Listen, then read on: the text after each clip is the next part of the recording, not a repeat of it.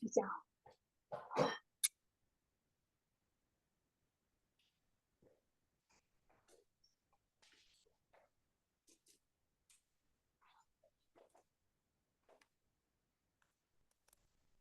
Je vais prendre des notes.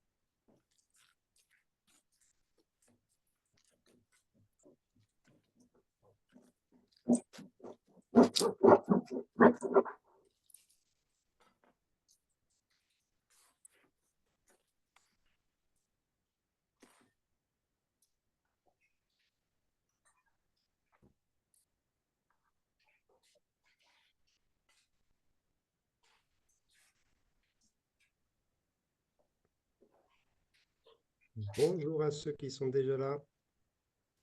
Alors, n'hésitez pas à ouvrir vos vidéos, qu'on puisse un peu se voir les uns les autres. C'est quand même plus agréable. Merci beaucoup. Dire.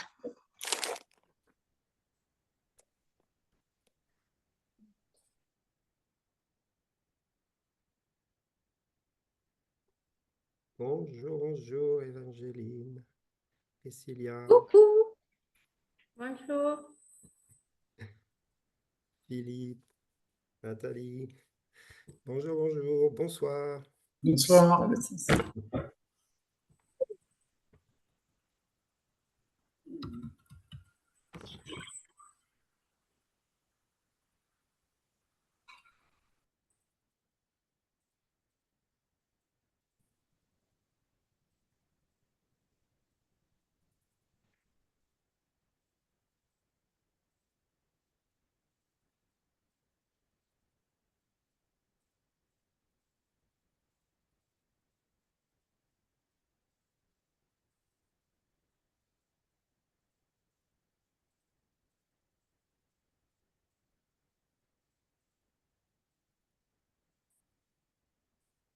Il y en a qui sont déjà en place.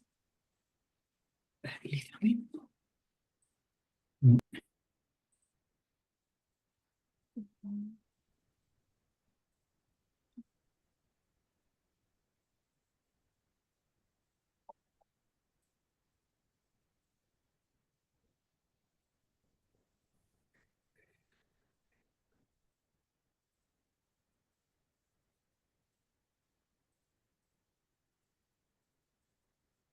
Bonjour à ceux qui arrivent.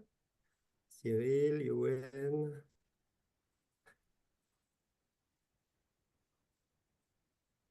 Voilà, donc pour ceux qui ne sont pas habitués, j'attends toujours 5 minutes pour que le plus grand nombre ait le temps d'arriver. Et on commencera.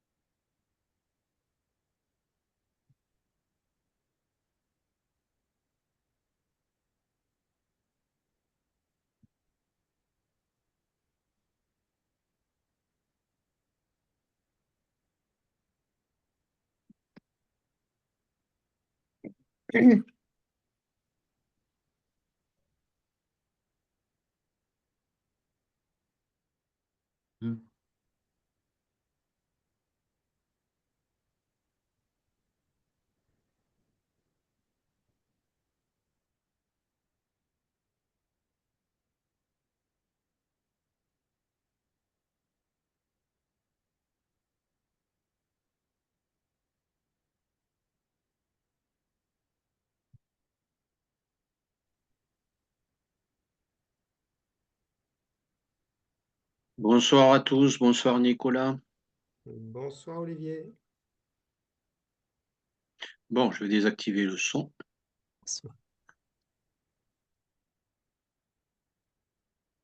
Comme Olivier, vous avez le droit de dire bonjour, bien sûr. Bonjour. Bonjour Elfie. Bonjour à tous. Là, je t'entends très peu. Alors, qui c'est qui me parle là? C'est Sylvie.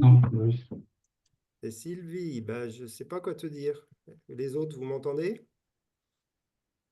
Ça a l'air de marcher, donc c'est de ton côté. Le Oui, problème. très bien, on t'entend. Oui, on s'entend. Oui, C'est faible. C'est pas un de- peu faiblement. Après, ça dépend des ordinateurs de chacun. C'est- Oui, très bien, Nicolas. Bonjour à tout le monde. Bonjour, Salut, bonjour. salut, C'est qui? Salut. C'est Bonsoir. Jean-François, c'est ça? c'est ça. Non, moi, c'est Salut, Eric. Hein. Bonsoir à tous. Eric, salut Eric. On ne voit Voilà, pas. du coup, je sais T'as pas qui parle. Ah, Je d'accord. reconnaisse les voix. Voilà, J'ai ça pas y est. tout le monde sur le même écran. Je suis obligé de passer d'un écran à l'autre parce que vous êtes nombreux. Et encore, tout le monde n'est pas arrivé.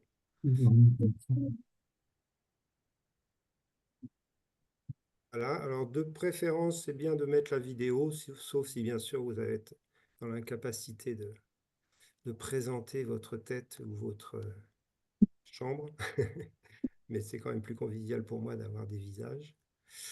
Moi, c'est la vidéo qui ne marche pas. Ah, c'est qui dit ça? C'est Anne-Marie? Anne-Marie. Ah. Bon. Mais c'est vrai que je ne te vois pas non plus. Et toi, tu ne me vois pas, c'est ça? J'essaie de mettre le pouce sous les trucs maintenant.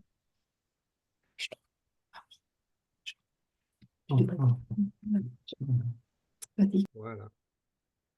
Donc, on va commencer dans 1 minute, même s'il y a toujours des retardataires qui se joindront après. J'essaye de garder ces 5 minutes de grâce, et puis après, on commence. Comme ça permet d'avoir vraiment notre temps pour le cours. Vous êtes plus d'une quarantaine d'inscrits. Donc, ça fait pas mal de monde. Il leur manque encore une dizaine, mais bon, ils arriveront quand ils arriveront.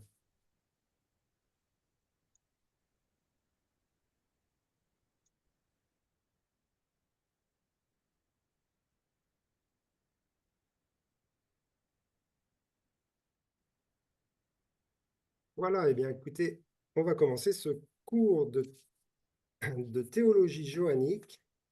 Et comme vous l'avez vu sur la pub, c'est une introduction à la théologie johannique. Pourquoi introduction? Parce que la théologie johannique est très riche, comme toute théologie d'ailleurs, et on pourrait en parler pendant des heures et des heures, faire des chapitres entiers très divers et très variés sur ce sujet. Donc c'est vraiment juste pour introduire les thèmes, et bien sûr s'arrêter sur certains en particulier de manière plus profonde. Mais c'est évident qu'on va brosser certains thèmes très rapidement et d'autres, on s'arrêtera plus longuement. Donc, ça sera plus une introduction qui vous donnera soif, j'espère, d'aller plus loin et de creuser la théologie de l'apôtre Jean. Alors, c'est la première fois que je fais ce cours, en tout cas de cette manière-là. J'ai déjà, bien sûr, enseigné sur Jean. C'est, je pense, mon auteur préféré de la parole. Mais là, c'est la première fois que je fais ce cours et peut-être enfin, je veux juste vous donner un peu le pourquoi de ce cours, pourquoi j'ai lancé ce cours. Parce qu'en fin de compte, j'avais plusieurs possibilités qui me venaient pour un nouveau cours. Et celui-là s'est imposé à moi. Alors, on va dire, c'est le Seigneur qui me l'a donné, qui m'a convaincu, mais pour plusieurs raisons. Déjà, une très simple qui me concerne vraiment, c'est que le thème central de Jean, comme vous le savez bien, c'est l'amour.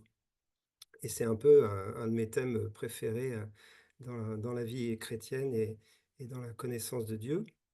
Donc ça, c'est évident que ça m'a motivé. Mais l'autre chose qui est beaucoup plus large et qui nous concerne tous, c'est le fait que on dit souvent, vous avez peut-être entendu parler de cela, certains le savent bien, que l'onction de Jean est sur le pays de France. Alors, j'en parlerai plus en détail tout à l'heure, mais c'est-à-dire que cette théologie, au-delà de l'enseignement, au-delà des principes qu'on verra, c'est quelque chose qui résonne dans le cœur de la France, qui fait partie, je crois, de la sacrificature française devant le trône de Dieu. Et c'est donc des sujets qui vont nous rejoindre, hein. On sait déjà que l'amour, c'est un sujet très français, hein, même s'il a été perverti par le péché, mais c'est quand même un sujet très français. Alors, ça ne veut pas dire que les autres pays ne vont pas bénéficier de l'onction de Jean, je rassure tout de suite, tous ceux qui ne sont pas français parmi nous, s'il y en a, c'est bien sûr une onction pour le monde entier, mais il y a quelque chose quand même qui avait été annoncé à plusieurs reprises par les voix prophétiques, qui s'adresse spécialement à la France dans ce thème. Troisième raison de ce cours, c'est que la théologie de Paul, la théologie paulinienne, a pris énormément de place dans le monde évangélique, le monde protestant de manière particulière, et peut-être une place disproportionnée par rapport à celle de Jean. Et puis bien sûr, Pierre et Jacques, ils ont encore moins de place. Bon, c'est aussi à cause de le nombre de livres, bien sûr, que Paul a écrits. Mais je reviendrai sur ce thème-là tout à l'heure. Il y a quand même quelque chose au niveau de la théologie johannique qui a été laissé de côté dans le monde évangélique et qui, je crois, a vraiment besoin d'être remis au cœur de la maison, et au cœur de la maison de Dieu. Les catholiques, les orthodoxes ont beaucoup plus creusé la théologie johannique que les évangéliques. Donc on reviendra là-dessus, on fera un petit peu une comparaison sur certaines choses entre la pensée paulinienne, la théologie paulinienne et celle de Jean. Et la troisième raison, c'est que la théologie de Jean s'adresse beaucoup au temps de la fin. Hein, déjà, vous savez que Jean a écrit à la fin du 1er siècle, hein, donc il était déjà dans cette compréhension que le monde avançait vers sa fin, même si ça fait 2000 ans que ça dure. Mais il est beaucoup dans ce contexte de la fin des temps, ce contexte du retour de Jésus, de la préparation de l'épouse. Et je crois que c'est vraiment le contexte dans lequel nous sommes, dans les temps où nous sommes aujourd'hui, dans l'actualité qui s'accélère, etc.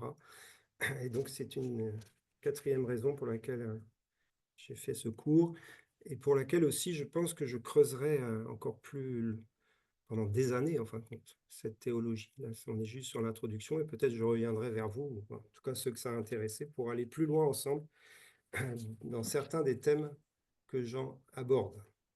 Donc ça, c'était pour le pourquoi du cours. Comme je vous l'ai dit, c'est une introduction et aujourd'hui, ça sera l'introduction de l'introduction. Donc on va voir plusieurs choses déjà sur l'auteur, sur ses écrits, et puis on va brosser un peu les grands thèmes de sa théologie pour commencer ce soir. Et puis je vais voir si j'ai le temps d'aller jusqu'au bout de ce que j'ai prévu. Comme c'est la première fois que je fais ce cours, je ne suis pas encore très à l'aise sur le découpage du cours sur les six sessions. Vous me pardonnerez ça. Je n'ai pas encore non plus fait de manuel que j'aurais pu vous envoyer, donc je vous enverrai des notes, soit au fur et à mesure, soit tout à la fin. Mais je vous encourage à prendre vos propres notes. Mais je n'ai pas encore finalisé tout le cours, les 6 sessions, pour en faire quelque chose que je peux vous communiquer pour l'instant. J'en suis désolé, mais on est dans on va dire, on va vivre ce cours, on va le construire, en fin de compte, au fur et à mesure que je l'enseigne. Je vais le construire au fur et à mesure. Alors, c'est parti pour l'introduction. Et bien sûr, la première question qui vient, c'est qui est Jean? Parler un peu de Jean que vous connaissez tous. Et on va donner quelques pistes, des choses simples et des choses parfois qui sont plus au niveau historique. Donc, tout d'abord, bien sûr, c'est un disciple de Jésus, c'est un de ceux qu'il a choisi, un des premiers qu'il a appelé avec son frère Jacques. C'était les fils de Zébédée. Hein. Donc, tout ça, c'est des choses simples que vous connaissez. Bien sûr, il a suivi le Seigneur pendant les 3 années et demie de leur ministère en commun, lorsque Jésus était sur la terre. Il a été formé par Jésus. C'était le plus jeune de tous les disciples. Donc, on ne sait pas trop quel âge il avait lorsqu'il a été appelé, mais on peut imaginer quand même c'était un grand ado, quoi, 17 ans, 18 ans. Enfin, pour nous, c'était des ados. À l'époque, ils étaient déjà bien actifs dans la vie. Hein. Mais il était très jeune. Ça veut dire que c'est celui dans lequel on investit le plus, hein, le jeune. En tout cas, c'est celui qui a vécu le plus longtemps. Il avait une réputation d'être colérique. Jésus a parlé de Jacques et Jean comme étant les fils du tonnerre, hein, dans Marc 3, 17. Donc, ce n'est pas le Jean plein de douceur et d'amour qu'on a dans notre compréhension de la parole et de ce qu'il est devenu, certainement. Mais c'est ce qu'il était au départ, en tout cas. Un gars bien trempé, avec un caractère bien trempé. C'est lui, avec son frère aussi, qui a fait poser la question par leur mère à Jésus, qui c'est qui va être à ta droite lorsque tu reviendras dans ton règne? Donc le gars, il se prenait un peu pour le plus fort. Enfin, voilà, c'est assez étonnant, hein, mais c'est ce qu'il était au départ. Donc il a été profondément transformé par Dieu. C'était même lui qui a dit dans Luc 9, 51-56, on ne va pas le lire, mais ceux qui voulaient pas être avec Jésus, qui partaient d'un côté, de côté, je ne sais plus exactement le texte, ils voulaient envoyer le feu du ciel sur leur village. Hein, donc c'était la colère de Dieu qui devait se déchaîner. Et bien sûr, Jésus l'a calmé très vite. Voilà, donc ça donne un peu le caractère de Jean au départ. Et bien sûr, ça marche avec le Seigneur et le Saint-Esprit dans sa vie l'a complètement transformé.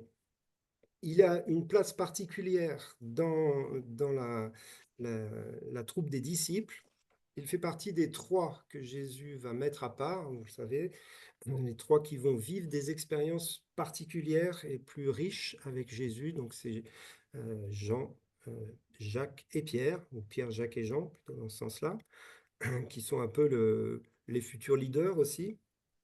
Et ils vont vivre des expériences très fortes. J'en parle pas maintenant parce qu'on y reviendra pour Jean.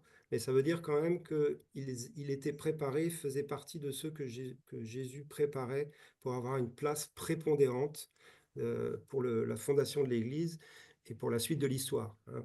Par exemple, Barthélemy, on ne sait pas trop ce qu'il a fait, il n'a ni écrit, ni il n'y a aucune histoire sur lui ou sur je ne sais pas quel autre apôtre dont on ne parle jamais, mais Jean était vraiment un de ceux que Jésus a mis à part comme fondateur de l'Église et du projet de Dieu sur la terre.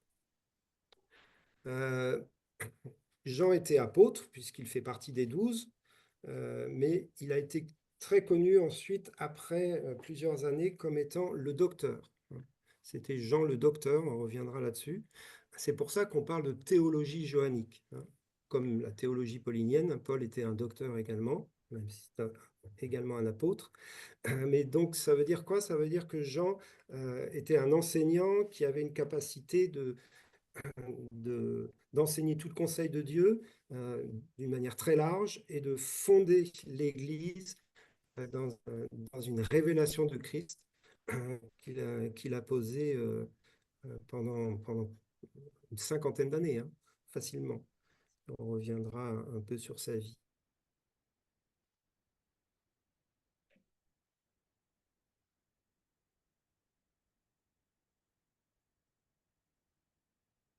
Également prophète, mais ça fait de lui non seulement un prophète, mais ça fait de lui certainement un de Christ et de la gloire de Christ et du ciel et de l'avenir de tous les hommes de Dieu connus de l'Ancien Testament, du Nouveau Testament et de l'histoire de l'Église. Donc Jean a quand même, au niveau de la dimension prophétique, une dimension extraordinaire qui fait de lui un homme particulier dans l'histoire de l'Église et dans l'enseignement de l'Église. Et on le verra un peu en détail, c'est aussi l'un des principaux pères de la foi chrétienne en Gaule et donc en France. Et on reviendra dessus tout à l'heure. La dernière chose que je veux dire pour présenter Jean, c'est cette expression qu'on retrouve dans son évangile. Il était le disciple que Jésus aimait. Alors, bien sûr, Jésus aimait tous ses disciples, et il nous aime chacun d'entre nous. Mais Jean a une place particulière sur le cœur de Jésus. Il a une place particulière dans une relation affective, d'amitié profonde. Et Jésus, je crois, a modelé avec Jean ce qu'il ne pouvait pas modeler avec tous ses disciples, parce qu'il était que 3 ans avec eux. Il a modelé avec Jean la relation la plus intime qu'il pouvait avoir avec un homme sur la terre, lorsqu'il était parmi nous. Ce qui veut dire que ce modèle de relation que Jean a avec Jésus, puisque maintenant Jésus est accessible à tout le monde d'une manière intime, devient le modèle d'intimité auquel on peut tous aspirer. Alors bien sûr, Jean avait une destinée particulière, mais ça nous parle, cette relation d'amour entre lui et Jésus nous parle de cette intimité que Jésus veut avoir avec chacun de ses disciples, avec chacun de ceux qui cherchent à le connaître et à s'approcher de lui de manière intime. Et donc le fait que Jésus ait dit, que Jean ait dit de lui-même dans son épître qu'il était le disciple que Jésus aimait, je crois que c'est à la fois quelque chose un peu pour se protéger, hein. Il ne parle jamais de lui-même, Jean, il dit jamais je suis Jean, et on ne sait pas trop même d'ailleurs enfin, ça a été remis en question, le fait que ce soit lui qui ait écrit l'évangile, mais c'est sûr que c'est lui, parce que son nom n'apparaissait nulle part, mais il se présentait comme le disciple que Jésus aimait. Et comme je vous l'ai dit tout à l'heure, un des thèmes principaux de cette théologie, c'est l'amour, mais c'est un amour profondément incarné dans une relation entre lui et Jésus. C'est le fruit de cette relation qu'il va nous enseigner ensuite.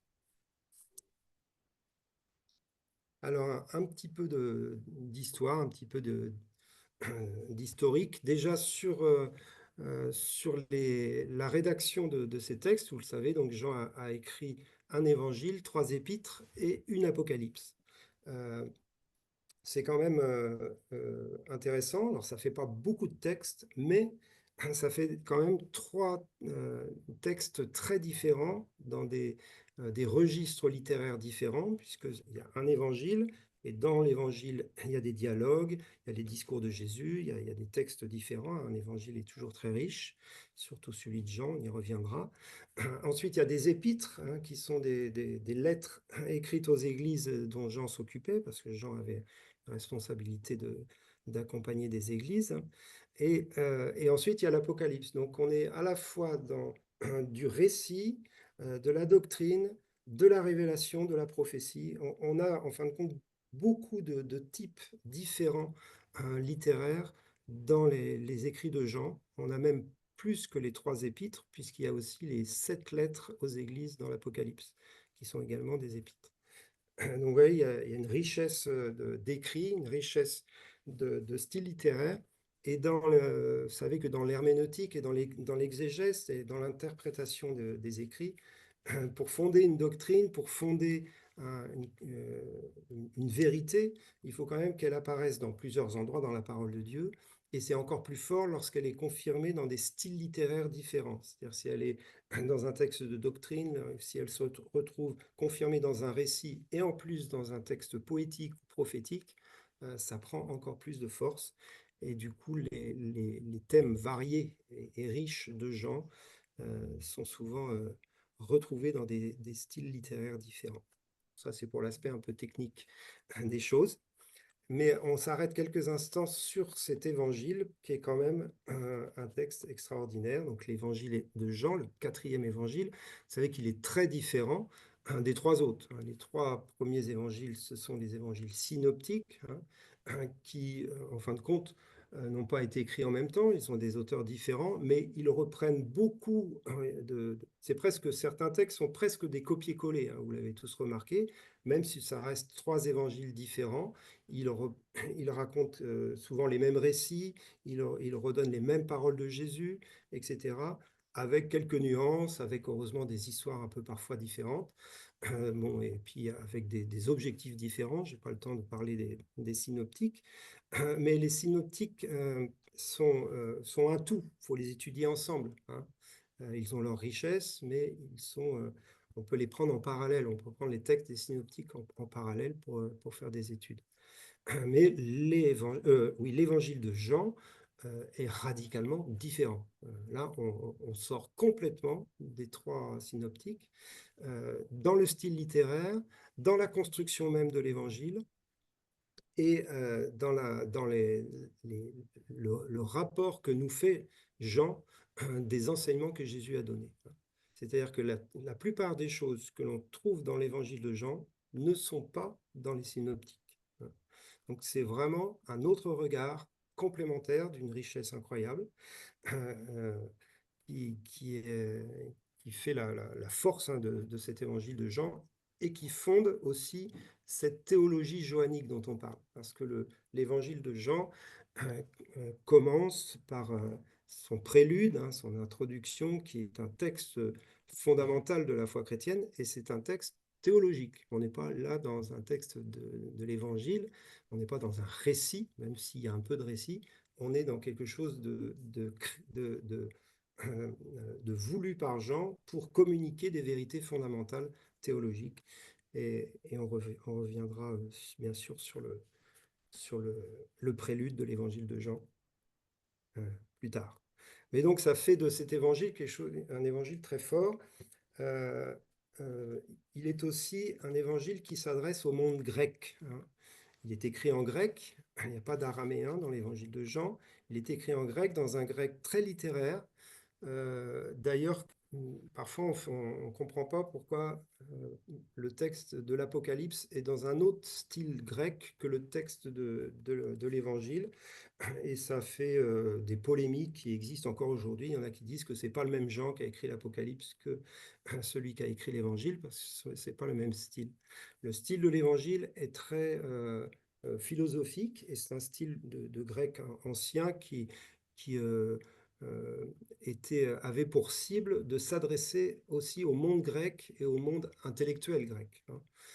Et une des raisons pour lesquelles, c'est une des explications qui est donnée pour lesquelles c'est écrit dans un autre style que l'Apocalypse, c'est que Jean avait des disciples avec lui lorsqu'il a vieilli, il a fait plein de disciples, on en parlera, et il avait donc des disciples qui écrivaient pour lui. Donc c'est tout à fait possible que Jean ait raconté et donné son évangile oralement et que ce soit des disciples qui l'aient écrit et qui l'aient mis en forme de manière aussi, avec un grec aussi précis, et sûrement des disciples du coup grecs eux-mêmes, quoi.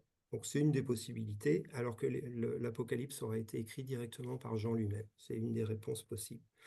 Et l'autre réponse dans lequel moi j'adhère et qui me fait vraiment dire que le Jean de l'Évangile est le même que le Jean de l'Apocalypse, c'est que les disciples de Jean, certains vont en parler, comme Saint Polycarpe ou le Irénée de Lyon, les disciples de Jean ont tous attribué l'Apocalypse et l'Évangile à l'apôtre Jean. Donc, et dans leurs écrits, c'était quand même les plus proches historiquement de l'apôtre. Ils ont tous attribué les évangiles, les épîtres et l'Apocalypse aux gens de disciples de Jésus, le Jean qui faisait partie des 12. Donc, on prend ça comme étant la réalité, bien sûr, dans notre étude aujourd'hui. Donc, l'évangile de Jean, je n'y reviens pas, juste pour dire que une des grandes différences entre les évangiles synoptiques et l'évangile de Jean, c'est que l'évangile de Jean a énormément de discours intimistes. C'est-à-dire qu'on est très peu avec les foules, quasiment pas. On est toujours soit dans des dialogues avec deux personnes, on en reparlera, il y a énormément de longs dialogues entre deux personnes qui nous apportent des clés sur des sujets fondamentaux, ou alors des dialogues avec Dieu. Vous vous rappelez Jean 17, la prière sacerdotale, c'est quelque chose d'extraordinaire.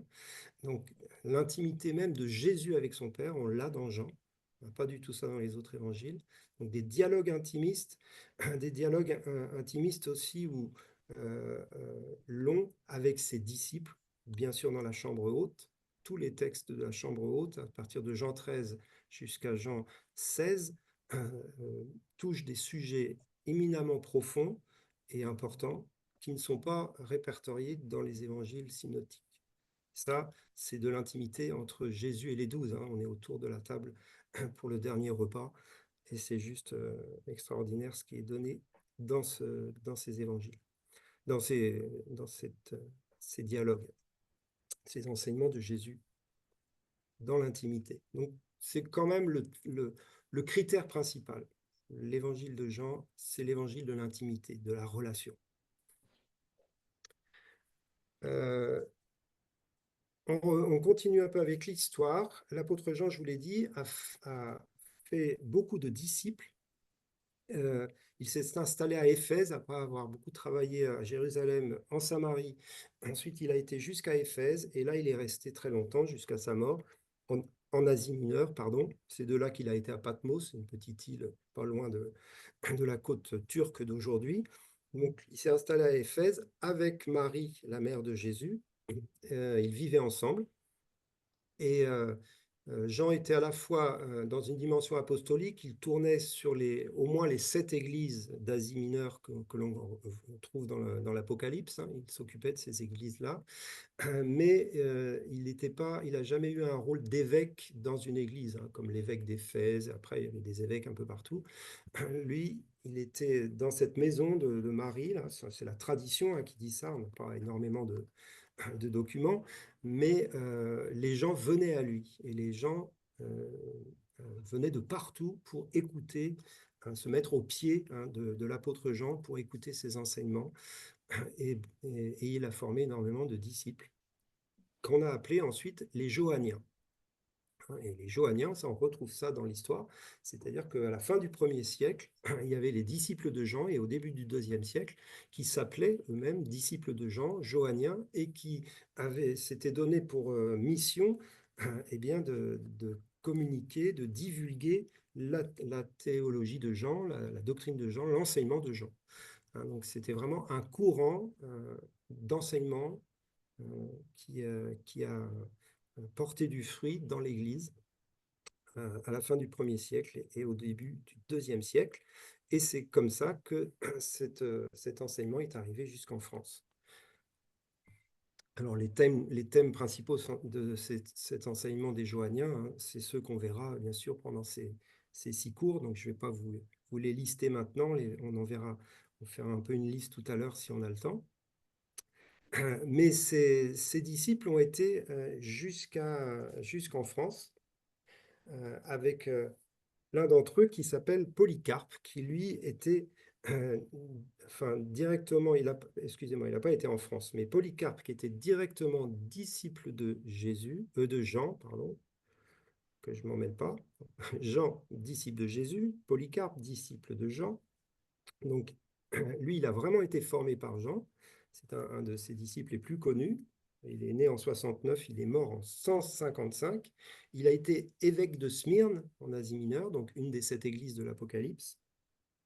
Et il fait partie des enseignants de la tradition johannique, de l'enseignement johannique. Il est mort en martyr. Eh bien, ce Polycarpe avait des disciples, bien sûr, et il a envoyé certains de ses disciples en France. Et il a envoyé le premier, le connu, qui a été envoyé en France, c'est l'évêque Pothin. Okay, il vient d'Asie mineure, il est disciple de Polycarpe.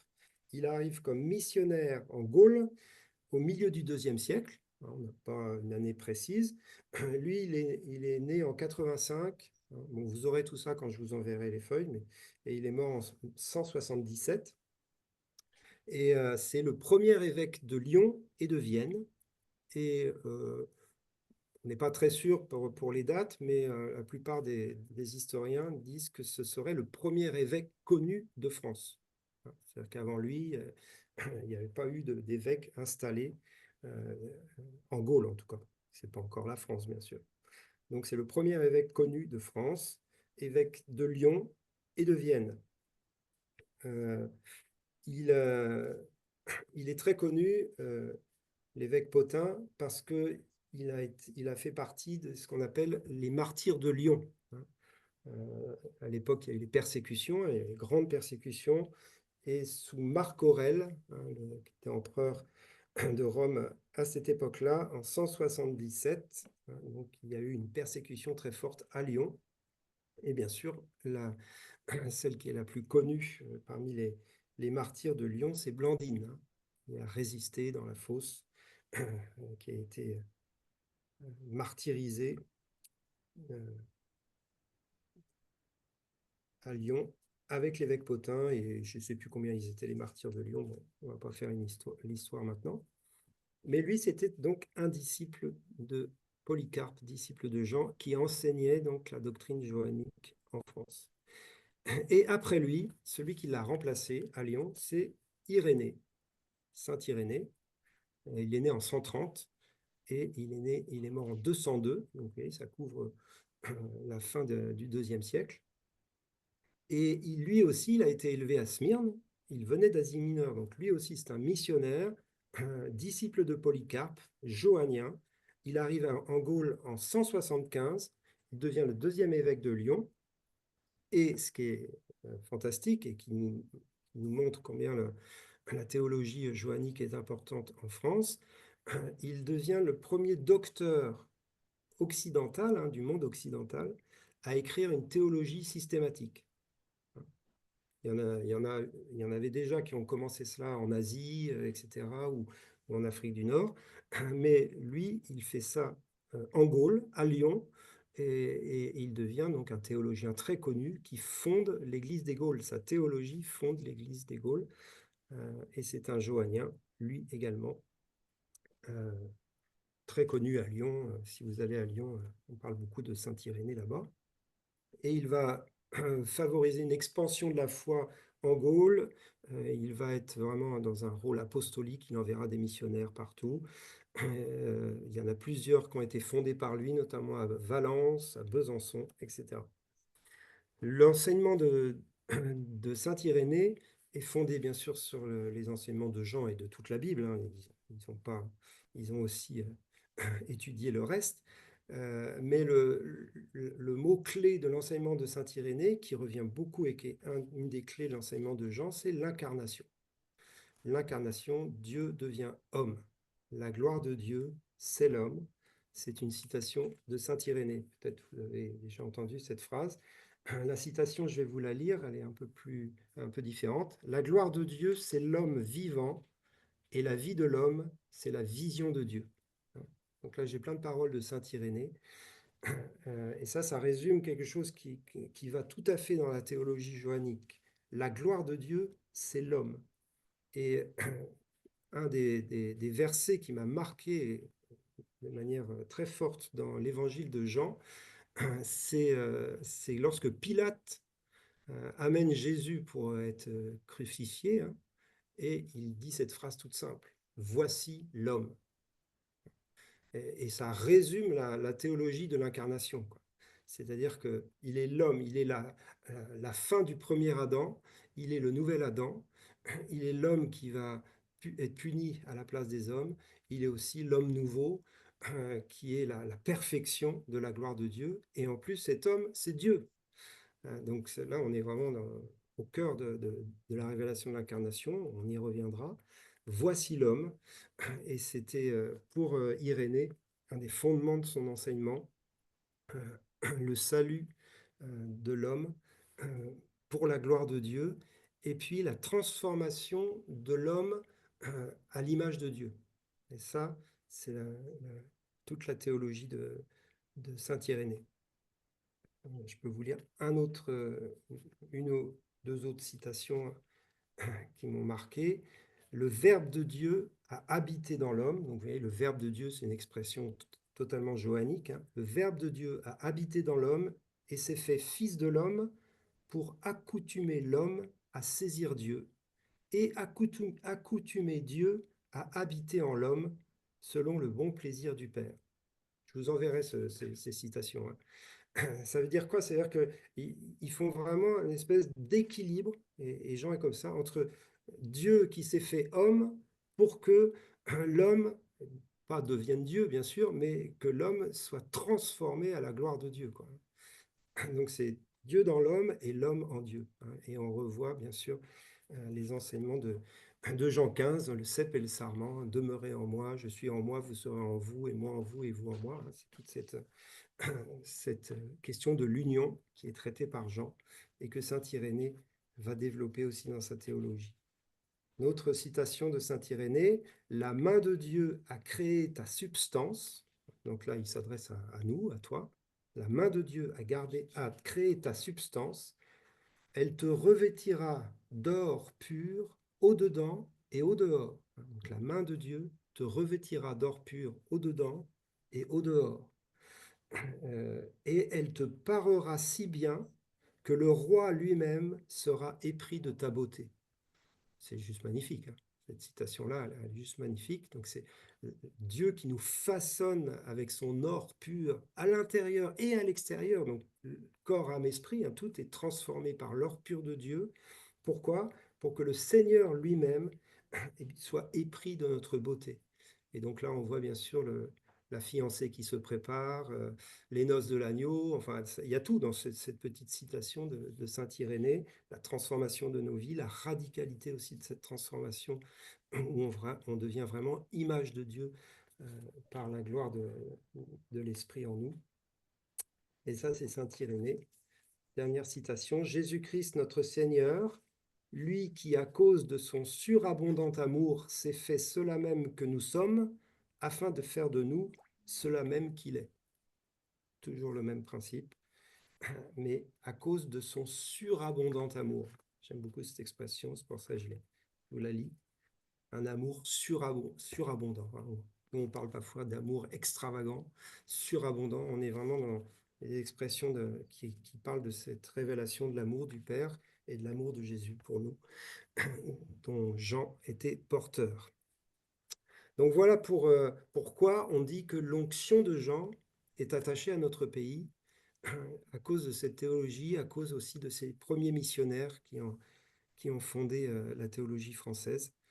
Et l'amour et l'onction de Jean a traversé l'histoire et Dieu en a reparlé, alors notre réseau Nouvelle Connexion, au travers de Rick Joyner à l'époque. On l'avait invité en France, c'était dans les années 90, donc ça remonte à très loin, dans notre petite histoire à nous.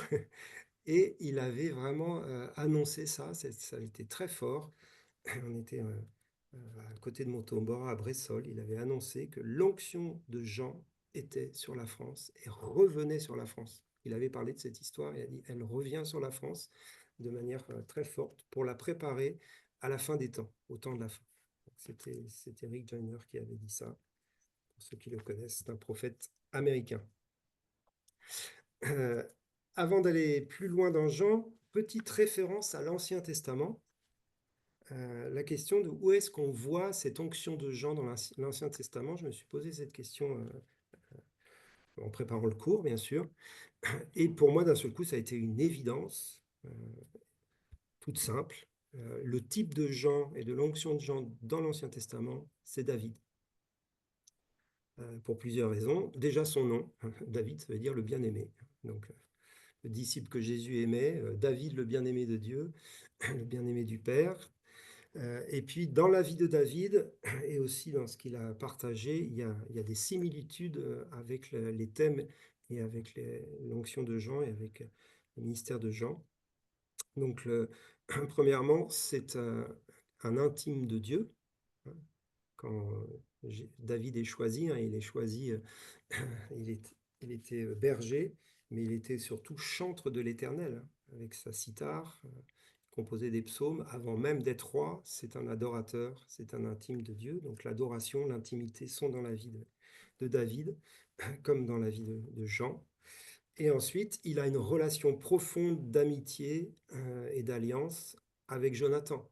Et cette relation d'amour et d'intimité et d'amitié fait vraiment de David et Jonathan un type de la relation fraternelle. Aimez-vous les uns les autres, soyez en alliance les uns avec les autres, dont Jean parle. Et Jean avait ce type de relation, lui, avec Jésus. Donc Jean, on va dire, David est un type de Jésus, vous le savez. Jonathan peut être un type de Jean, dans le sens qu'il y a vraiment une relation d'intimité entre les deux, qui est un modèle relationnel pour l'incarnation de l'amour et du commandement de l'amour. Et bien sûr, on en reparlera de ce commandement et de son incarnation. Et toujours avec David, il a une révélation incroyable des souffrances du Messie. Et c'est quand même pas évident dans l'Ancien Testament. Il n'y a pas beaucoup de textes qui parlent de la souffrance messianique. Il y a Ésaïe 53 et il y a le psaume 22. Psaume 22 est un texte de révélation du Messie en croix. On n'a pas le temps de le lire, vous pourrez le lire, il est assez connu, le psaume 22. Il y a toute une partie, on voit vraiment, c'est presque la description des souffrances de quelqu'un qui est en train de souffrir sur la croix. Et c'est David qui a écrit cela. Et pourquoi c'est du même type que Jean? Parce que Jean est le seul des disciples à avoir assisté à la mort de Jésus sur la croix. On y reviendra aussi. Il était au pied de la croix lorsque Jésus était en train de souffrir et de mourir. Et c'est au cœur aussi de la théologie johannique, la souffrance du Messie et la dimension de la croix dans nos vies. Et dernière chose concernant David, c'est qu'il a aussi une révélation eschatologique du Messie en gloire. Et c'est le psaume 110 qui nous donne cette révélation. Le Seigneur a dit à mon Seigneur, tu es sacrificateur selon l'ordre de Melchisédek. Et il le voit comme roi assis sur son trône, vainqueur sur tous ses ennemis. Et bien évidemment, ça fait tout de suite écho au texte de l'Apocalypse, à la révélation d'Apocalypse 1 et de la nouvelle sacrificature dont on reparlera un petit peu aussi. Donc David, type de Jean dans l'Ancien Testament, bien sûr on pourra en trouver d'autres, mais celui-là il est quand même très fort. Et comme David préfigure dans son tabernacle la nouvelle alliance, alors on a tout pour dire que c'est une préfiguration de ce que Jean a amené ensuite dans sa théologie et surtout dans sa vie. Ok. Ça y est, je commence à être en feu. C'est bon signe. Ça, vous ne pouvez pas le voir, mais moi, je le vois, je le ressens intérieurement. Ok, alors, attendez que je ne me perde pas dans mes papiers. Ah oui, il y a un point que je voulais voir avec vous. On va faire un petit...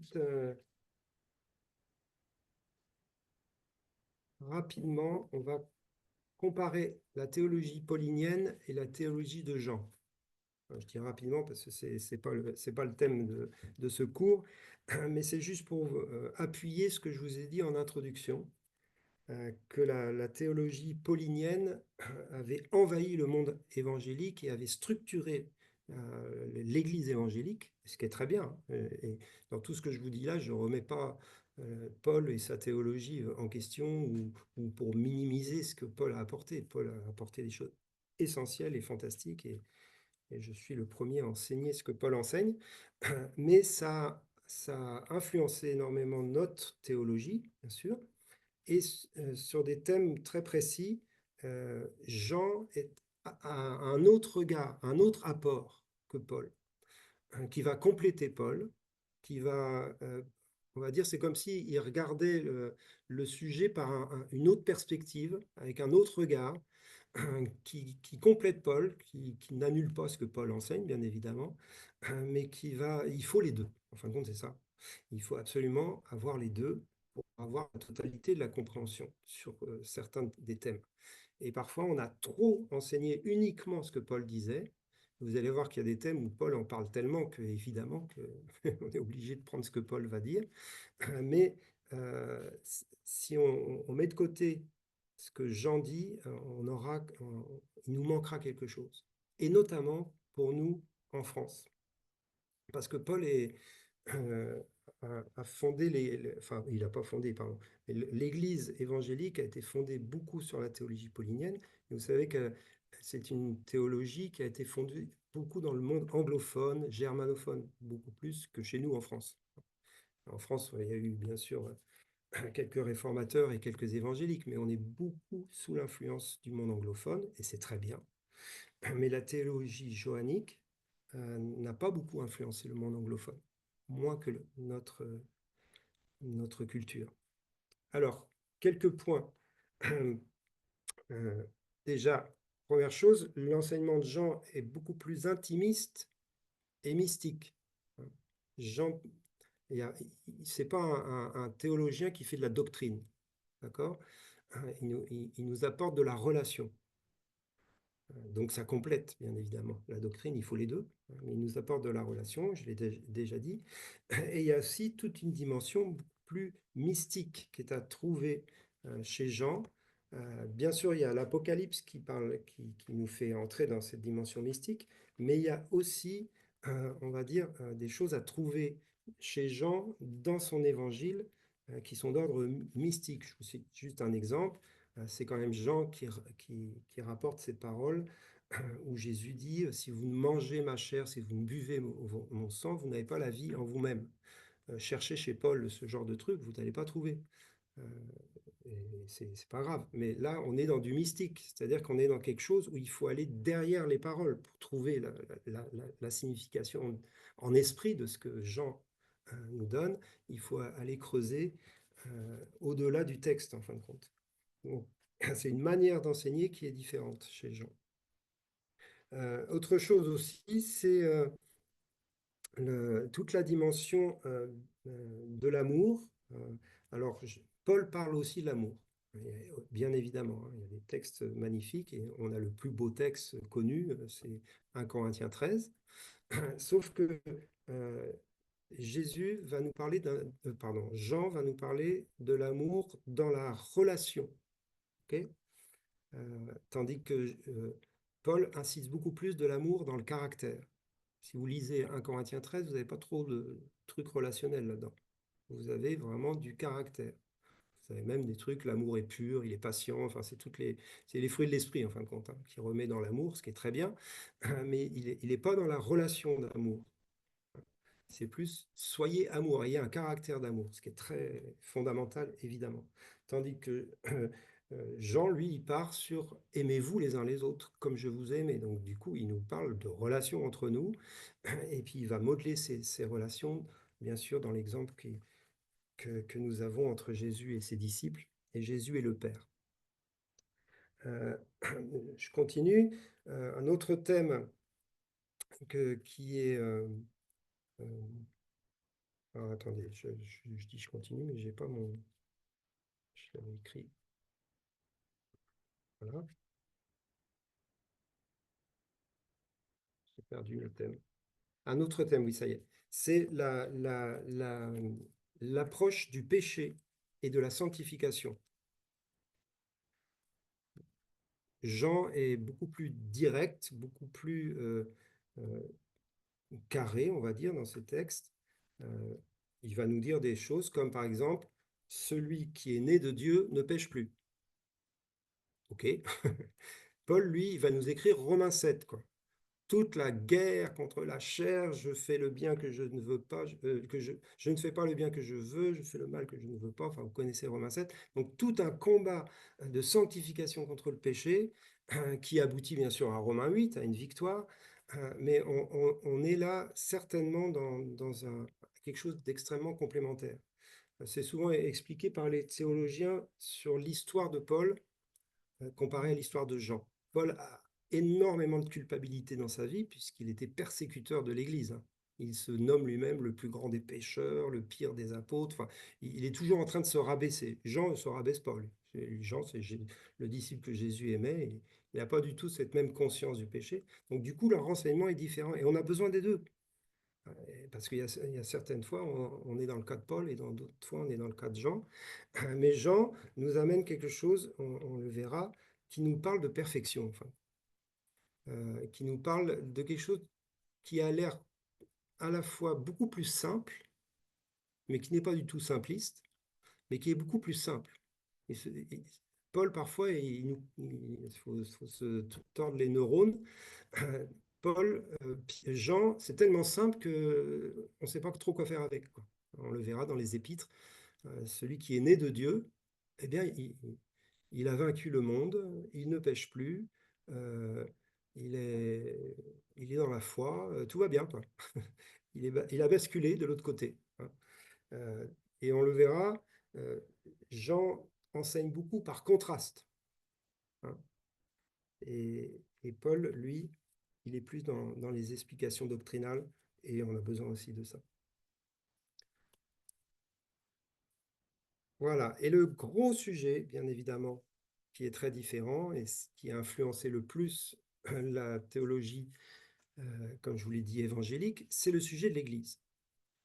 Parce que Paul, bien évidemment, enseigne énormément sur l'Église et sur le fonctionnement interne de l'Église. Si vous lisez Timothée, Tite, si vous lisez 1 Corinthiens, vous avez plein de choses très concrètes, la gestion des dons spirituels, les ministères. Donc, Paul a une révélation de l'Église, corps de Christ, extraordinaire, et je ne minimise pas, ce que Paul nous enseigne sur l'Église, surtout dans Éphésiens, c'est magnifique. Et la question, c'est, chez Jean, c'est quoi l'Église? Chez Jean, l'Église se résume au commandement de l'amour. Vous voyez ce que je veux dire? C'est-à-dire que Jean, en fin de compte, il ne nous donne aucune structure. Un petit peu dans ses épîtres, à un moment donné, il va dire, bon, si quelqu'un pêche, il faut aller l'aider, il faut aller le reprendre, mais si jamais il pêche contre le Saint-Esprit, tu t'arrêtes de prier pour lui. Bon, bref, on ne comprend même pas d'ailleurs. Mais il a très peu de règles. Par contre, sa règle principale, c'est la sainteté et c'est l'amour. Okay. Ça veut dire quoi? Ça veut dire que si vous ne savez pas ce qu'est l'Église selon Paul, que vous n'avez que l'évangile de Jean et les écrits de Jean, et qu'on vous demande de vivre l'Église, vous n'allez pas forcément faire ce que l'Église évangélique a fait. Mais vous allez faire une Église quand même qui sera certainement selon le cœur de Jésus. Il y aura de l'adoration, puisque on a quand même Jean 4, donc tout va bien. Il y aura de la prière, mais de la prière exaucée. D'ailleurs, ça, c'est aussi un sujet très différent entre Jean et Paul. Jean nous affirme l'assurance de l'exaucement de nos prières. Paul, lui, nous dit, en toute chose, faites connaître vos besoins à Dieu par des prières, des supplications avec action de grâce, et la paix de Dieu gardera vos cœurs en Jésus-Christ. Il ne nous dit même pas qu'on sera exaucé, il nous dit qu'on aura la paix intérieure. Tandis que Jean, il nous dit, demandez ce que vous voulez au nom de Jésus, vous allez l'obtenir.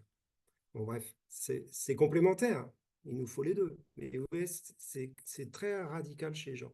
Donc, dans l'église de Jean, il y a de l'adoration, il y a de la prière, et ensuite, il y a quoi? Il y a de l'amour. Et c'est peut-être l'église des temps de la fin. C'est peut-être l'église que Jésus est en train de préparer, en fin de compte. Alors, on ne rejette pas tout ce qu'on sait de Paul, hein, je ne suis pas en train de dire ça, et on le met en action. Mais il y a autre chose, plus mystique, dans le sens de moins formel, moins structuré, et qui prépare l'épouse pour les noces de l'agneau. Et puis ensuite, on pourrait continuer hein, sur d'autres sujets, mais ça nous parle, je crois, et là je m'avance un peu, hein, mais ça nous parle de ce que Dieu veut faire pour l'Église en France, en Europe, dans les nations, mais en tout cas, on va se contenter de parler de la France puisqu'on y est, dans les années qui viennent. Recentrer sur le commandement de l'amour et sur l'adoration, bien évidemment. Alors, cette onction de Jean et cet enseignement de Jean, il a plein de thèmes différents les uns des autres. On ne pourra pas tous les voir pendant ces 6 cours, mais donc là, en introduction, je vais tous vous les lister en donnant quelques points, comme ça vous les aurez. Mais je ne pourrai pas tous les enseigner, c'est beaucoup trop riche, et encore dans ma liste, il en manque certainement. Premièrement, sur le style de Jean dans sa théologie, je vous l'ai déjà dit, mais c'est un point important, il enseigne par contraste. Jean enseigne par contraste. C'est, et j'en ai trouvé 8 des contrastes dans l'enseignement de Jean. Certains, on va les creuser un peu dans les cours. Donc, je vous les donne. Je vous donne la liste des 8. Premier, c'est lumière et ténèbres.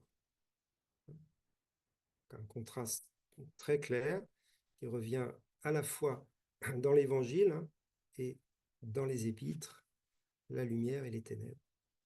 Ils s'opposent. Une autre manière pour lui de parler de la lumière et les ténèbres, c'est donc le deuxième contraste, vérité, mensonge. Chemin, la vérité, la vie, vous connaîtrez la vérité vous rendra libre. La vérité, c'est un thème de Jean très présent, mais mensonge aussi. Vous avez pour père le diable, il est menteur dès le commencement, il est le père du mensonge, et ça rejoint cette notion de lumière et de ténèbres. Dans son épître, il parle de marcher dans la lumière et de se parler selon la vérité, etc., etc. Et celui qui vit dans celui qui dit qu'il n'a pas de péché, eh bien, il est menteur. Et la vérité n'est point en lui. Donc, vous voyez, lumière, vérité, ténèbres, mensonge. Bien sûr, la vie et la mort, c'est un sujet qui est partout dans la Bible, mais Jean est très séparé et il parle beaucoup de vie éternelle. C'est une expression qui revient 17 fois dans la théologie joannique, dans les écrits de Jean. 17 fois l'expression vie éternelle, alors qu'elle revient que 6 fois chez Paul. Et un peu chez les autres, mais très peu. Donc c'est vraiment une expression joannique, la vie éternelle. On aura l'occasion d'en reparler. D'en haut et d'en bas, ça aussi c'est une expression joannique. Donc pareil, c'est par contraste, par opposition. Il y a les choses d'en haut, il y a les choses d'en bas.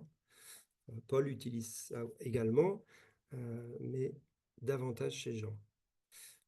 L'amour et la haine. Celui qui aime le monde, l'amour du Père n'est pas en lui.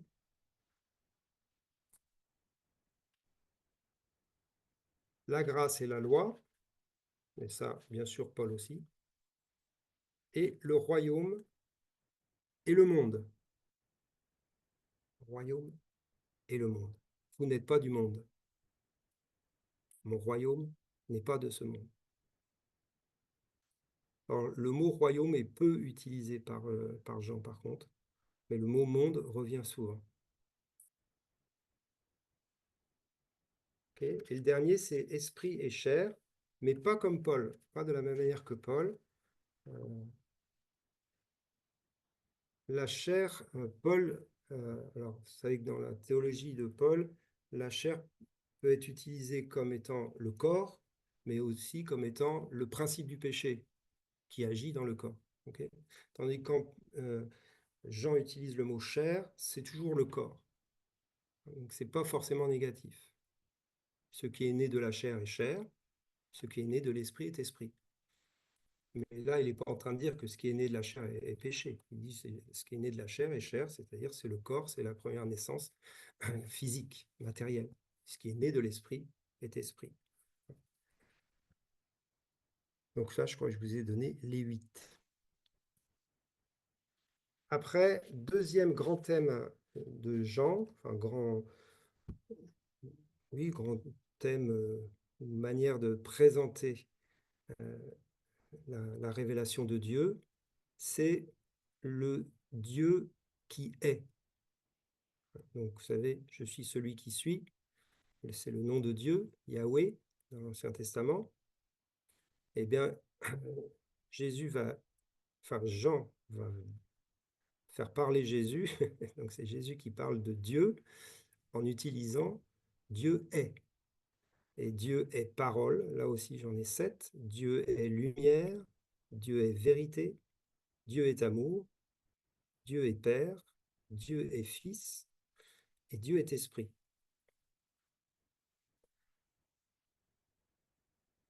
Et ce sont des expressions très joanniques, hein, qui vont être confirmées dans d'autres textes, bien sûr, de la parole et du Nouveau Testament.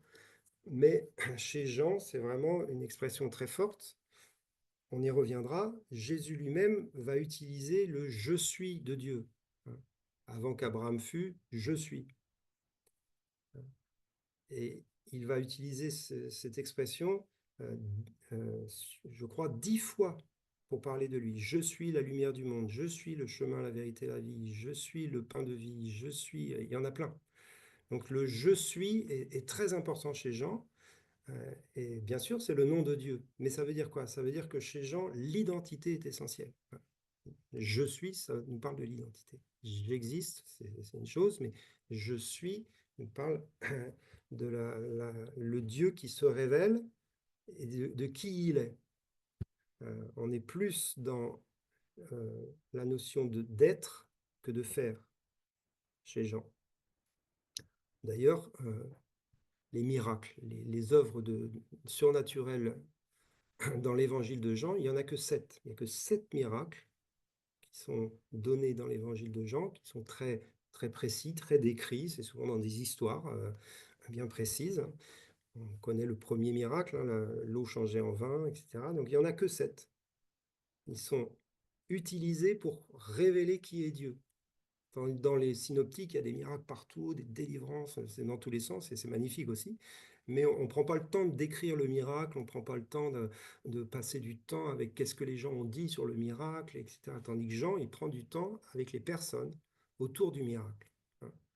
Et c'est souvent des textes qui sont magnifiques, hein, avec l'aveugle de naissance, avec le boiteux qui est dans la piscine de Siloé, enfin, etc. Il y a plein d'endroits comme ça dans l'évangile de Jean, où on est sur la personne, on est sur l'être. Et ça part de qui est Dieu, et ensuite ça arrive à qui nous sommes, nous, en passant par qui est Jésus.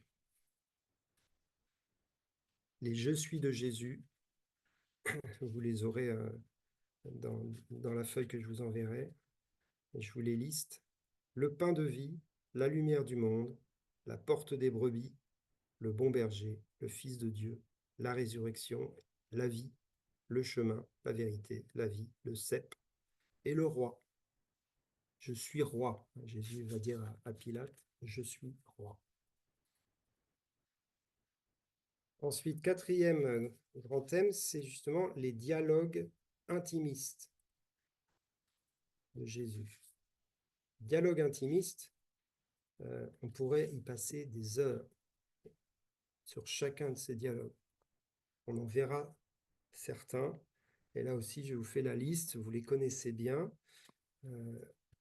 Et c'est extraordinaire parce qu'on n'a pas ça ailleurs dans les Écritures. Alors on y va. Le premier, et encore avant lui, on pourrait dire le premier, c'est Nathanaël. Même Nathanaël, c'est très court, mais il y a quand même la révélation du ciel ouvert pour Nathanaël. Donc on reviendra sur le ciel ouvert. Mais bon, là, on parle plus des dialogues assez longs. Premier, c'est Nicodème, bien évidemment. Et à chaque fois qu'il y a un dialogue, il y a une révélation doctrinale fondatrice. Voilà. Donc il y a un dialogue, mais derrière Nicodème, il y a quand même la nouvelle naissance. C'est le texte fondateur pour l'enseignement de la nouvelle naissance. Deuxièmement, la Samaritaine. Magnifique texte, on peut en tirer plein de choses, mais l'enseignement qui est derrière, lui aussi est fondateur, c'est l'adoration en esprit et en vérité. Donc, ouais, Jean fait passer la doctrine au travers d'une relation et d'un dialogue d'amour, en fin de compte, entre Jésus et quelqu'un. Ensuite, l'infirme de la piscine de Bethesda. Tout à l'heure, je vous ai dit Siloé, ce n'était pas Siloé, c'est Bethesda. Donc, toute la relation avec cet infirme, on parle de la compassion de Jésus, bien sûr. Quatrième dialogue magnifique, Jean 8, la femme adultère. La femme adultère, c'est aussi dans l'évangile de Jean, ça. Donc, vous vous rappelez que celui qui n'a jamais péché lui jette la première pierre. Donc, la révélation de la grâce de Dieu par rapport à la loi. L'enseignement qui est tiré de ça, c'est vraiment la loi ne peut pas accomplir la justice de Dieu à cause du péché, mais la grâce couvre et vient libérer la personne du joug de la loi. Cinquième dialogue, alors celui-là il est un peu plus dur, c'est Jésus et les pharisiens dans Jean 8. C'est là où il a dit, vous avez pour père le diable, etc. Donc on a un peu ça dans Matthieu quand même, la relation de Jésus avec les pharisiens, on l'a aussi. Mais là, dans ce dialogue de Jean 8, il y a de la révélation en barre sur avant qu'Abraham fût, je suis. Il parle aux pharisiens lorsqu'il dit ça. Et il est en train de parler de sa préexistence. Et en fin de compte, c'est un des textes qui nous permet d'aller jusqu'à la rencontre de Melchisédek avec Abraham. Avant qu'Abraham fût, je suis, mais comment tu n'as pas encore 40 ans et tu as connu Abraham? Eh oui, j'étais là dans une relation avec lui avant même, enfin, dans le passé, dans l'histoire, et moi j'existais de toute éternité.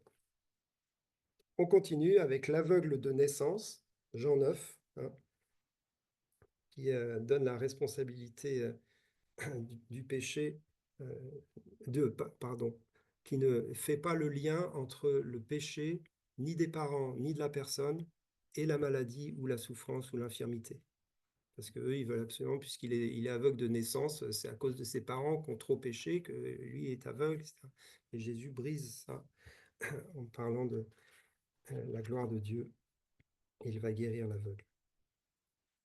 Septième dialogue, Marthe. Marthe et Marie, donc le huitième c'est Marie.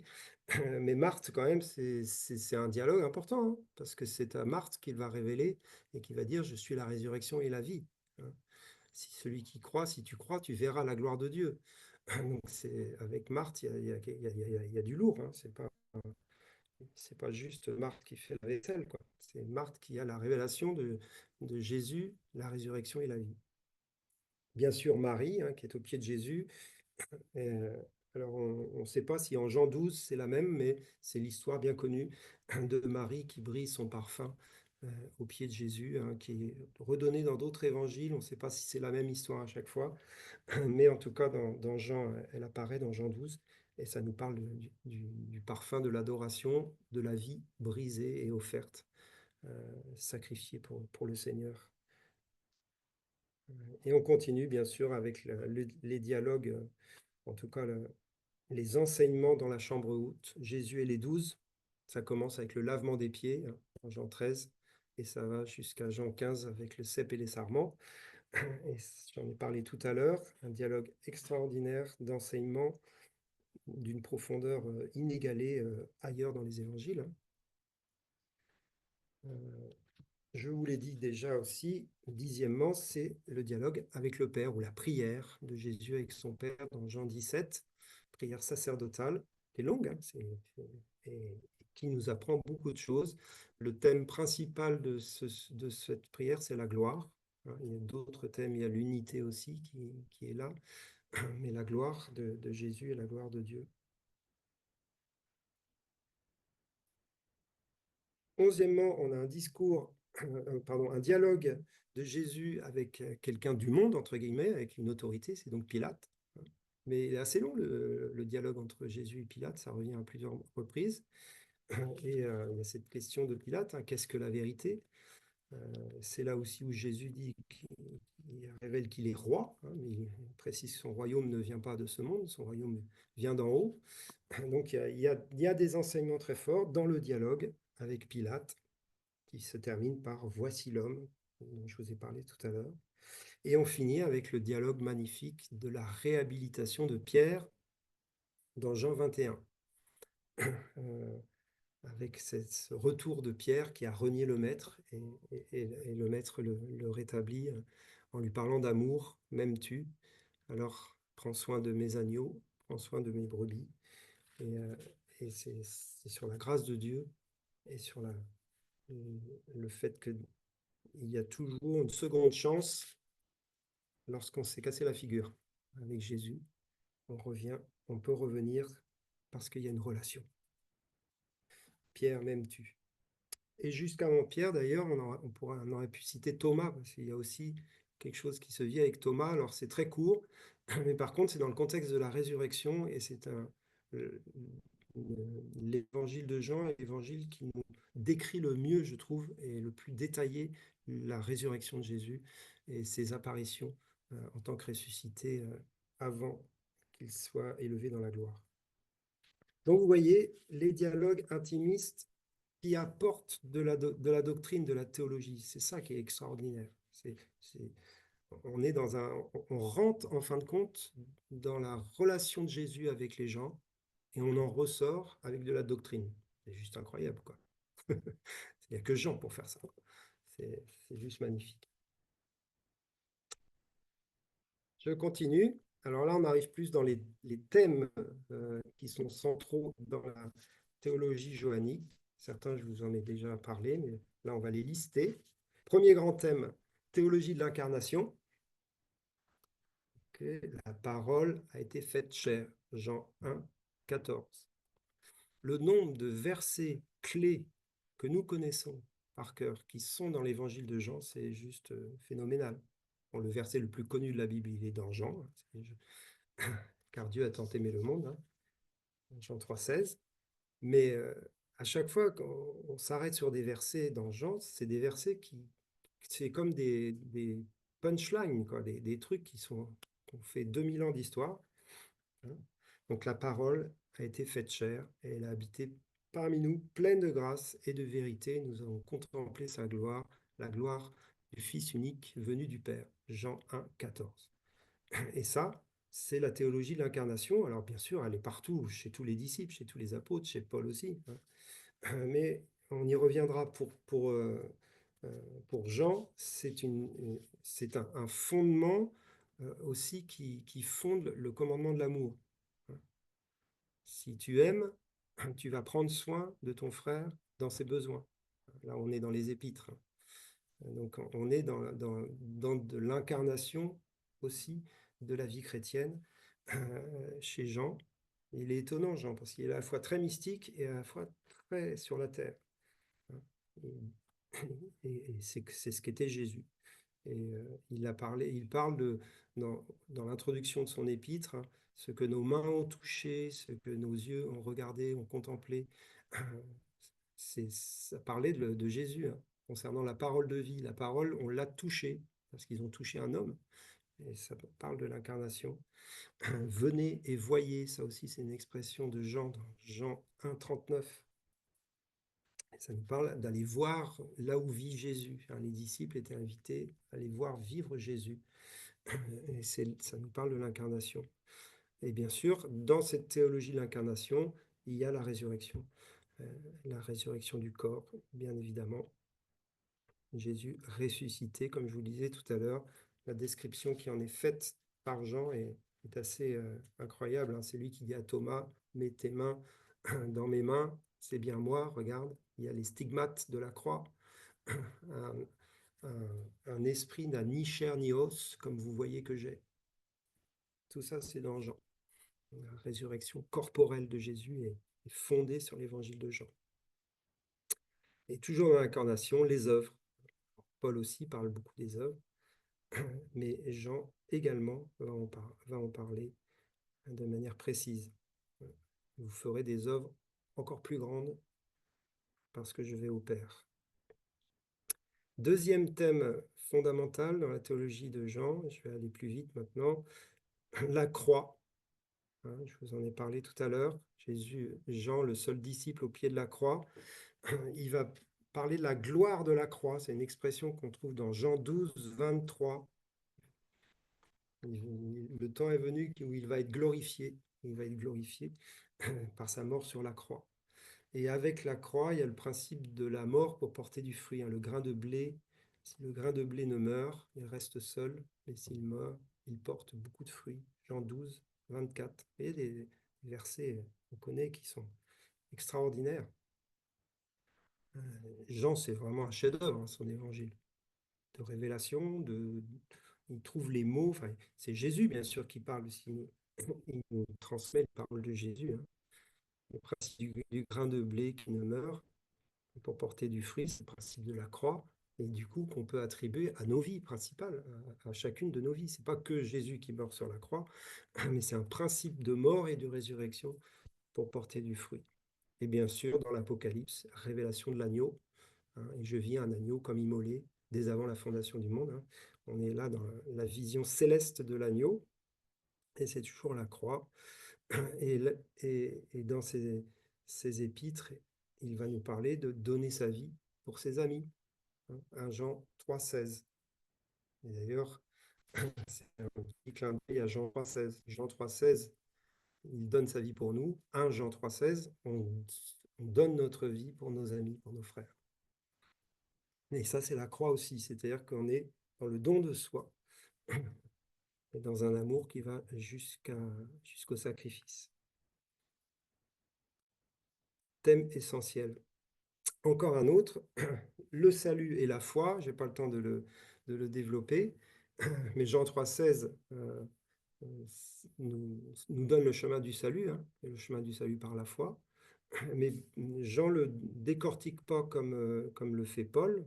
Paul va vraiment aller très profondément sur la justification par la foi, etc., dans son épître aux Romains. Mais Jean, quand même, parle du salut par rapport à la vie éternelle. La vie éternelle, c'est qu'ils te connaissent, etc. Donc, c'est un des thèmes, bien évidemment, évangéliques. Autre thème, quatrième, la parole de Dieu. Okay. Au commencement était la parole. Celui-là, on va le développer un peu. La parole créatrice, la parole, le verbe créateur de Dieu.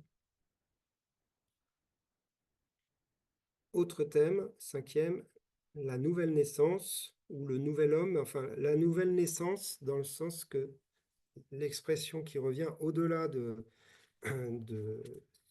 du texte de Nicodème, hein, c'est l'expression celui qui est né de Dieu. On en a parlé tout à l'heure par rapport au péché. Celui qui est né de Dieu, c'est vraiment pour Jean, une fois qu'on est né de Dieu, on est passé de la mort à la vie et on bascule dans un style de vie qui est radical.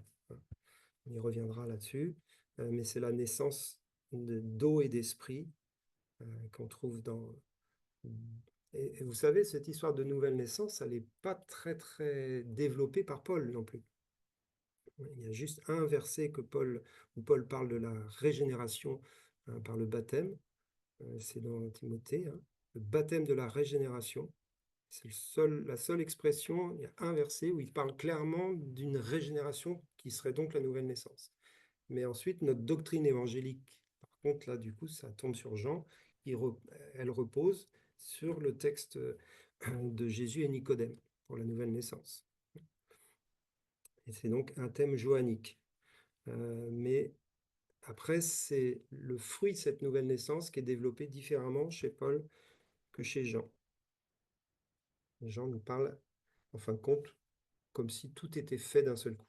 Il est beaucoup plus radical dans la nouvelle naissance. Il est moins dans le processus. Paul nous parle plus d'un processus de développement de cette nouvelle naissance, hein, de l'esprit jusque dans tous les domaines de la vie. Il faut se battre contre la chair, mettre à mort les actions du corps. Enfin, c'est tout un principe de combat intérieur, etc. Jean simplifie les choses. On bascule directement dans le nouvel homme. Bien sûr, le thème de l'amour et de la communion fraternelle, je ne le développe pas parce qu'on en parlera plus en détail.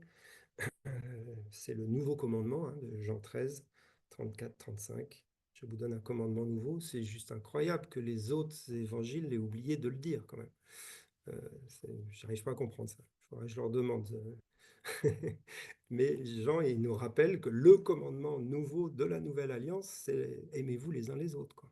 Et c'est quand même la parole de Jésus la plus connue dans le monde entier. C'est celle qui a le plus de retentissement. Elle vient de Jean. Donc l'amour, central dans sa théologie. Je ne sais plus quel est le point, mais c'est pas grave, vous les notez.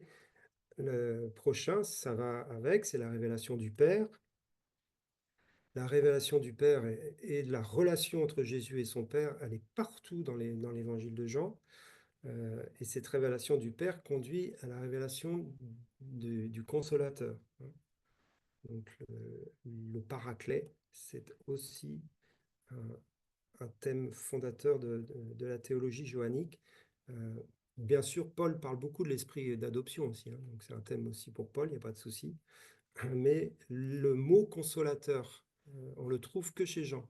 Le paraclète, là, c'est vraiment une expression johannique dont on reparlera, la venue du consolateur. Mais il y a aussi l'annonce de Jésus à la fête des tabernacles, hein, si quelqu'un a soif, qu'il vienne à moi, qu'il boive, des fleuves d'eau vive jailliront de son sein. Et Jean précise qu'il parlait du Saint-Esprit. On y reviendra, ça, au paraclète, à la communion. Je termine les thèmes, puisqu'on arrive à la fin de notre cours bientôt. Bien sûr, le thème de l'adoration est dans la théologie johannique de manière centrale.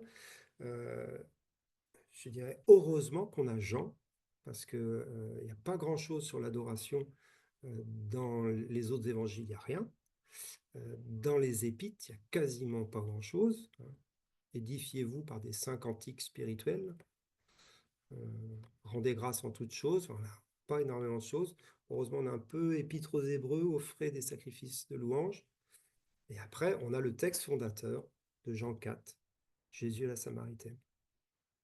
On adore, vous adorez sur cette montagne, etc. Je ne vais pas vous le refaire, on y reviendra, on va en parler. Mais c'est un texte fondateur pour l'adoration en esprit et en vérité, pour l'adoration du chrétien. Et après, on a la grande image, on va dire, avec la révélation de l'Apocalypse 4 et 5, hein, l'adoration devant le trône.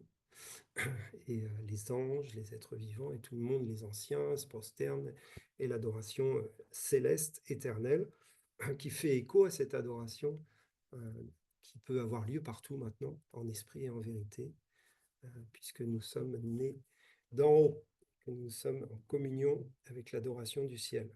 Donc c'est un thème central, l'adoration. Et on peut rajouter à ce thème, bien sûr, l'intimité avec le bien-aimé, une adoration intimiste que l'on peut développer, bien sûr, avec la notion de la relation de Jean et de Jésus. Après, à tous ces thèmes, il y a des sous-thèmes, hein, bien sûr. Et après, on continue, il y en a d'autres, hein. Ça ne s'arrête pas là, il y en a encore 3. il y a la révélation du ciel ouvert. Ça aussi, c'est une expression johannique. Vous verrez désormais le ciel ouvert et les anges de Dieu monter et descendre au-dessus du Fils de l'homme, Jean 1, 44. Il ouvre une ère nouvelle, Jésus, en disant cela. On en reparlera de ça aussi en détail, ça fait partie des versets qu'on va étudier. Ce ciel ouvert, Jésus donne juste cette expression-là, et après, Jean, lui, il va monter là-haut et il va voir les cieux ouverts dans l'Apocalypse, quoi. Donc, il en a l'expérience la plus forte qu'aucun homme ait jamais vécue, mais ça donne tellement de force à cette expression du ciel ouvert et de l'échelle. Donc, il y a tout le monde angélique. Quand Jésus dit « Vous verrez désormais les anges monter et descendre », il ouvre la porte à toute la compréhension que depuis que Jésus est mort sur la croix, que le voile a été déchiré, c'est pas simplement nous qui pouvons entrer dans la présence de Dieu, mais c'est toute la présence de Dieu qui descend sur la terre avec les anges, avec tout le monde. C'est un va-et-vient entre le ciel et la terre, parce que les cieux sont ouverts. Et ça, c'est Jean qui nous introduit dans toutes ces dimensions. On connaît bien dans notre réseau et dans notre église à Toulouse spécifiquement, mais ça vient de Jean. Et ce ciel ouvert, cette adoration, cette ouverture sur le monde spirituel, bien évidemment, Paul aussi en parle, mais il en parle différemment. Paul est plus sur la sphère combat spirituel, alors que Jean, c'est pas trop son truc, même si dans l'Apocalypse, il y a toutes sortes de choses incroyables. On continue, révélation prophétique eschatologique. Alors, eschatologique, c'est un terme théologique que vous connaissez peut-être ou pas, qui parle de l'étude des temps de la fin ou des derniers temps. Okay, donc, bien évidemment, Jean est dans cette notion des temps de la fin, des derniers temps, parce que vous savez qu'ils étaient en attente du retour de Jésus. Donc, à la fin du 1er siècle, ils sont encore plus en attente.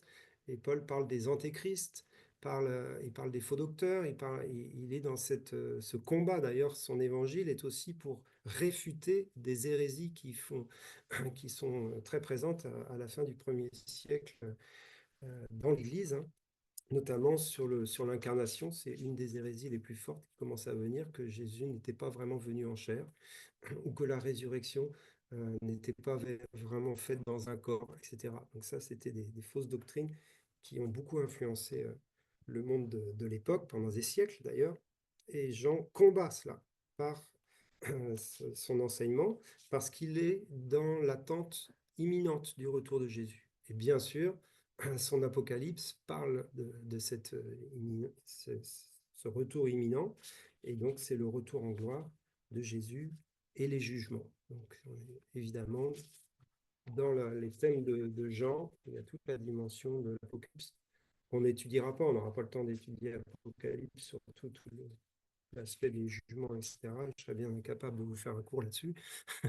Mais ça fait partie de la théologie johannique, en tout cas de la révélation johannique, les temps de la fin et la vision prophétique de ces temps de la fin. Mais par contre, il y a deux thèmes, on va dire, qui sont à développer et qu'on développe dans nos réseaux, et spécialement nous ici à Toulouse.